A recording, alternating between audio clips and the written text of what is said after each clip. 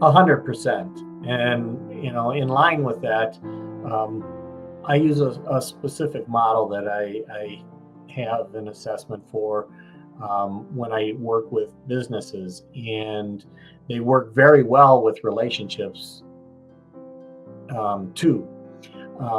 In fact, my girlfriend and I are kind of on opposite sides of the square, which is the model that I use. I am more of an analytical, logical type of a person. Um, when I interact with people, I I look at I try to look more deeply into why do they think that way and so forth. My girlfriend, on the other hand, is one who enjoys social interaction. And when she's not able to go out and talk to people and have fun and do those types of things, um, she looks at things completely differently. And part of our relationship, which is great and sometimes challenging, is that we do look at the exact same type of an event that we're at from a completely different perspective. And that carries back even to when we were in high school. She talks about high school and how fun it was and the social activities and going out and hanging out at the beach and doing those types of things. And I was like, I was in class, I enjoyed learning. That was the fun part of school for me. It was not the social aspect.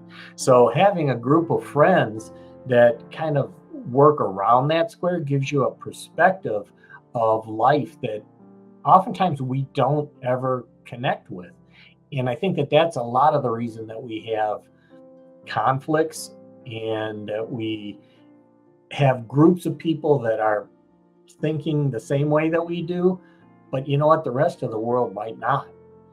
So I think that it creates a much better view of the world if we're able to even actively choose friends that do fill out more of the square as opposed to just those that think like me.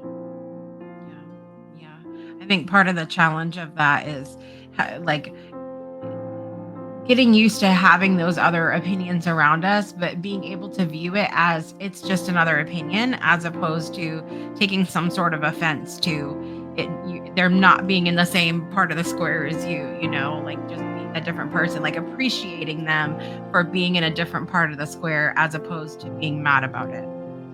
Well, I think that comes out in a lot of cases where I call it being in violent agreement.